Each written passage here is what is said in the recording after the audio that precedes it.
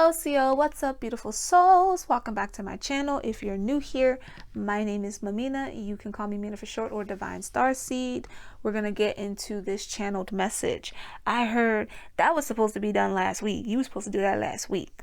And this is something that a person's own thoughts could be saying to them, or maybe a person who tends to get on your case when you slacking might have said to you. And that was followed by the energy when I looked into it of, should I do it? So you're asking yourself if you should do something, if you should follow through on some type of, situation, idea, or venture. So what we're going to do is we're going to do the doorway spread for you. I have two versions of this spread. One is the archway, one is the doorway. We're going to look on the doorway because I feel like this is going to involve you putting on your big boy pants, your big girl panties, grabbing that knob, turning it, and walking through that door. So we're going to go ahead on and ring the energy in.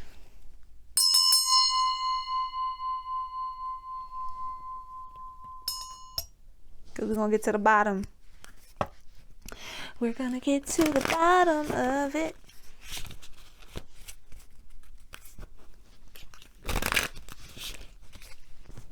All right. Let's get it. Let's go. In the position of opportunity, we have the 9 of Swords. Stop playing sleep when you know that you awake. I'm seeing a person with their head down on their desk. Some of y'all might have did this like in high school or something. Like their head is down on their desk and they're pretending to be asleep, but they keep opening like one eye to see if anybody notices that they're actually more, consciously aware than they're allowing someone to believe. It's like you're playing unconscious, but you clearly aren't, and it's to avoid something. In the position of advantage, we have the 2 of Cups. If you actually stop pretending to, it's like playing dead.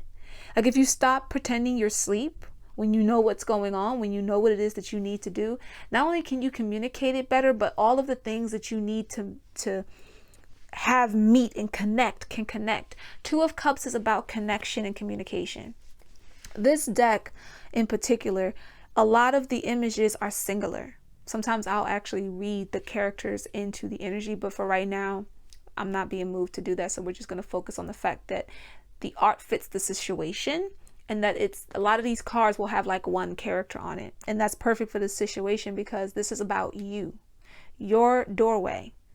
No one else can go through the door but you.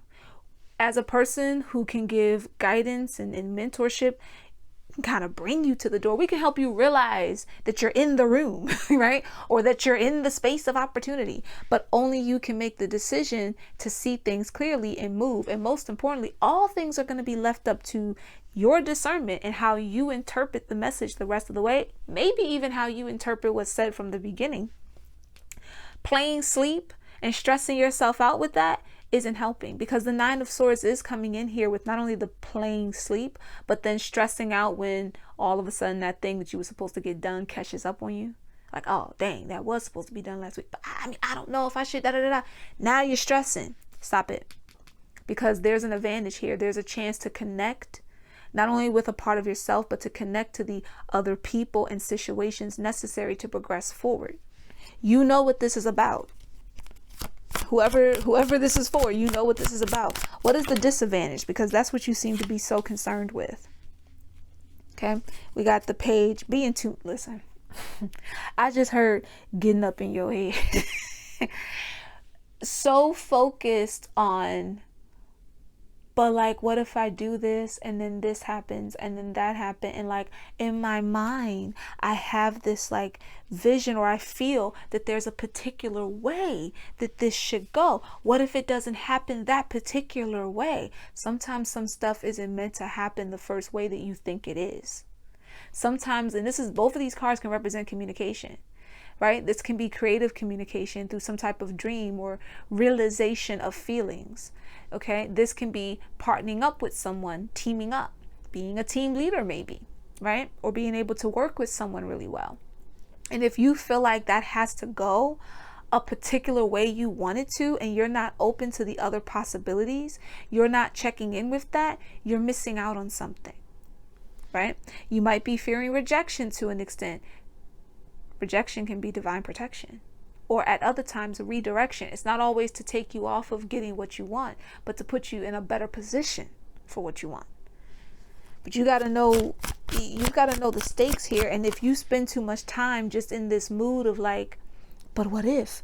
But I'm looking to see if it's good again. I'm looking to see if it's going to play out the way I want it to play out, because I had this idea, a certain feeling of how it should go. Heaven forbid it doesn't fit that feeling. You put yourself at a disadvantage.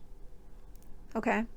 The Page of Cups can work to your advantage in the sense that it can help you to tap into a deeper aspect and communicate what you feel more clearly. But sometimes people can get caught up in like a fantasy depiction of what they want, and not necessarily, and I don't say fantasy in the concept of thinking that what you fantasize about has to always be real or untangible, or unreal or untangible. Sometimes it can be, but are you looking at it from a standpoint that's open to all the possibilities, or only what you think you want?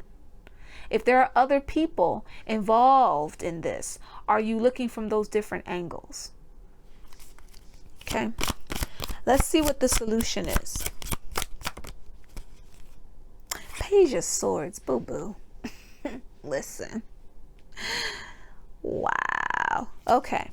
The Page of Swords vibration with this together. Remember what I said about in your head, how you might think it needs to go? The Page of Swords says, analyze this differently. However you've been analyzing this thus far, which puts you in that Nine of Swords energy, which you really don't want to be in. You see how that's the solution to that? And how this is the solution to this? You see how they cross each other like that? Okay? You're going to have to analyze this from a different vantage point. You have a vantage point, like you have a different way to view this, but you need to kind of like take your time and really go through it to get the message clearly. And there's definitely a message you need to get, but are you open to receiving it? Whether it's somebody telling you something that you might get a little emotional, okay? Or whether it's somebody telling you something that you might think you know better than, all right? Maybe it's vocaling your thoughts. Maybe it's vocalizing. I said vocaling. What is that? Maybe it's vocalizing your thoughts. Maybe you hold back too much. You get in your head. You end up not expressing at all. And both of these energies are telling you need to express, but you also need to know what you're talking about when you do it, right? So you don't just want to be caught. She's looking in her cup. She's evaluating herself, okay? That's what you need to do. Evaluate yourself. If you're not doing that, and I don't mean from a criticizing point of view. I mean from I'm honestly looking at what it is I believe will happen or I want to happen, and how this may need to go if I find that I keep getting redirected, or if I find that my focus keeps needing to change. That's going to switch you to paying more attention to what your advantage viewpoint is, and that's going to put you in that Page of Swords energy. This is also the energy of practice makes perfect, in the sense that I want you guys to see the Page of Swords, because this is how your energy is translating through it, as a person who's learning a new skill, particularly one that involves the mind and the body, right? So what does a Page of Swords work with? A sword. So imagine you had to learn how to fence. Fencing is considered to some people to be an eloquent version of sword play, and it actually does have a lot more technique to it than one may think. It's like you need to learn to fence, right? Not saying you must physically go out and learn fencing, but you need to learn that type of focus, that type of precision. For others, maybe you need to learn how to handle a katana, okay? It's like knowing how to think and move at the same time and not get stuck in your head. Hopefully this is making sense to y'all, because let's look at the, let's see how you can take charge. I'm going to put this down here at the bottom of the bridge. This is the 5th placement. This is how you take charge. The 7 of Pentacles. What were we just talking about? Skills. The 7 of Pentacles can be about recognizing your skills. Yes, it can be about the seeds you plant and harvesting, but what is she doing here? She's got her hand focusing her energy on what it is she's trying to grow. And in order to really do that, she has to be willing to admit to herself that she has the capability to grow something. So be you he or she, them or they. You have to admit that you have the capability to grow. To grow. If you don't think you're skilled enough right now, Sitting around and doing nothing and questioning if you should or shouldn't research or find out about isn't going to help you get to know it, is it? You could be channeling what to do right now and you're probably ignoring it. Get it done. Get it done. Let's see what it is you gain access to when you do this. 7 of Wands. First of all, you learn how to give something everything you got and not just half-ball it. That's number 1. Then you learn how to stand on a stronger foundation, a stronger stage. Yeah, some of this might put some of y'all, this ain't gonna be for everybody, but some of y'all might find yourself sometimes being like the center of attention for certain things because others might try to come in and try to knock you off center. They might be very used to you sort of like playing the fool, playing sleep in order to like avoid a conflict. Sometimes it's about standing so strong that anyone that would try to come at you is going to fail before they can even get close. Because that's how firm you are on your morals. I'm not really getting like a putting up a wall per se, like just walling yourself off, but it's more so understanding your value. You understand your skills and your values. You inquire, you study, you research, you dig deeper. Every time you do, you reach a stronger level of yourself. Something else begins to grow and expand out of that. You're no longer just meant to be the seed. I tell you guys all the time, for those of you who resonate with Starseed, you're not meant to stay a seed forever. That name may not keep that seed on there forever. You're not meant to be a seed forever. And as you grow, you reach a point where you're going to help others. You're going to be able to lead others out of the muck. Some of you may not think you want that responsibility, but we got partnerships saying the more you partner with yourself, it's going to open up the door for you to partner with others. And that's going to lead you to being in certain positions that right now you might think are crazy. But when they start coming through and when you start reaping the rewards of them coming through because you were patient with yourself, because you harnessed that energy correctly, you focused correctly, oh, you're going to be happy about them high viewpoints. You're going to be happy that you didn't let go of those dreams, but that you also didn't allow yourself to kind of be stuck with thinking those dreams can only happen one way. I really keep feeling like that needs to resonate for someone. You're not meant to just be a seed forever. Your goals aren't meant to be something that you keep planning and then you abandon. Give it everything you got. It's all or nothing for some of y'all. And it's up to you how that translates for you in this collective. Right? Because collective readings can get really specific. This is very specific and accurate for somebody. It's going to be that way for y'all in different measurements for different subjects. But there's a knowing here. You can't play silly if you don't know what you're playing silly to. You get what I mean? Like, I can't pretend that I don't know a certain language unless I know it, because that's the only way to know how to fake it. Like, you get what I'm saying? Let's see what the roadblocks may be. Roadblocks you might need to clear. We have Queen of Cups. Do I want you in the 7th position, Queen of Cups? Yeah, we're going to leave you in that 7th position. We got that Page of Swords going into the Queen of Cups. I don't feel like the Queen of Cups energy is your handicap in the sense that the vibration of being like intuitive, maybe even clairvoyant is the issue. It's more so like you don't give yourself the best comfort. This can be an energy that can work in your advantage if you knew how to comfort yourself and not necessarily care about others or how others may do it for you. The Queen of Cups has the capacity to care for herself and others, but do not mistake that for meaning that she is a pushover when it comes to people maybe doing her wrong or not respecting the love she gives. Now, she ain't gonna argue with nobody, right? But it's like gently moving certain things out of the way when they're not aligned. When they're not aligned, she just kind of goes, okay, breeze it on over. You don't have to argue with yourself or anyone, but this giving it all you got, focusing the energy, it would help if you could communicate to yourself in a more comforting way and not put that energy codependent on someone else. Because then once you get in your own head, it's pretty much the summary of this would be like, what are you saying about yourself to yourself that you sometimes probably say out loud around others? And how can you fix that? Consciously fix it, because the Queen of Cups is a conscious person from an emotional standpoint. She's intuitive when it comes to feelings and thoughts too.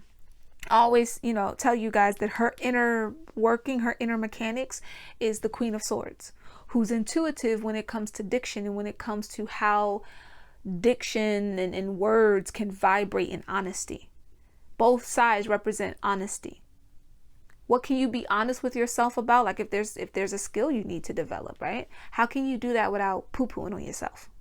Okay, I'm trying to watch my profanity here, because I feel like some of you, the way that you hear this message it's important the way that you hear it. What's the realization? What's the realization that you'll come to, or that you might be realizing as you listen to this? We get the Moon card. The Moon card isn't just about intuition. It's not just about, illusions being made real. The Moon card illuminates a path for you. It purifies the path that it illuminates at the same time. And it shows you the cycles of who you are. As this archway starts to form for this doorway, you are seeing more and more of who you actually are. And it puts you in a position where you can't lie about yourself anymore. For the divine feminine energy, your body, your emotions, and your mental is very much tied into the cycles of the moon. Before masculine, the same applies, just from a different angle. A lot of times, your emotional responses and mental can also tie into the cycles of the moon. It just doesn't always feel like it has such a strong effect on your physical body. Becoming more aware of how things are shifting and going through phases in your life will help bring you absolute clarity. You can't second guess it. You can't doubt it. You got intuition next to intuition. You have realization next to realization. You've got to remove the block that keeps you from being in this energy, which is a lot of times the things you say about yourself, or the things you say about the work you need to do, and maybe how you put something off. Stop doing that. Stop doing that. Let's get the highlights. Highlights. The Six of Pentacles. Let's get the conclusion.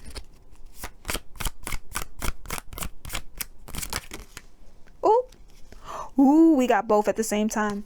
So we have the conclusion with the Hierophant here. And then we have the door itself. The door itself comes out here. And this is the key point. And the key point is this Nine of Pentacles. This independence. This understanding the power of your own influence and your own magic. Realizing that you create the space for your rewards. And that those rewards are not illusions. The highlight is understanding how these energies want to be generous to you, how they want to give to you. They want that exchange to take place. But what are you giving your time and effort to? You might need to up that up, right? The conclusion is you tapping into a higher form of belief in yourself, changing your current beliefs if they're not that. And we're not talking about people who like fake hype themselves, where it's like, oh, I know I'm good, but be honest about what you might consider to be something you need to work on and grow on. And don't but when you're honest, put the work in. But also take time to compliment yourself for the achievements that you do, you have reached, and the skills that you do tap into. That's a huge part of connecting that archway for you. And that door that you need to turn the knob to is that door that leads you into your own freaking garden. And no, listen, Nine of Pentacles, no one can set that garden and have influence over it the way you can, because it was made for you. And the more that you do in your surrounding world, the more that you make up what will be that garden. That pillar is all yours. Okay, bottom of the deck to further confirm, we got the Magician. Harness those energies. You might have to experiment a little bit. We split the deck, we get the Strength card. And Justice falls from the back of it. You can't make that up. Be honest with yourself. Okay? Be honest with yourself here. But also realize your strengths. Be more courageous. Stop playing sleep when you know that you're awake. Have the proper exchange with the universe, and it will not fail you. My loves, that was your message. Peace, love, and light, beautiful soul. Get your copy of Love Confession Cyber Edition. Link in bio.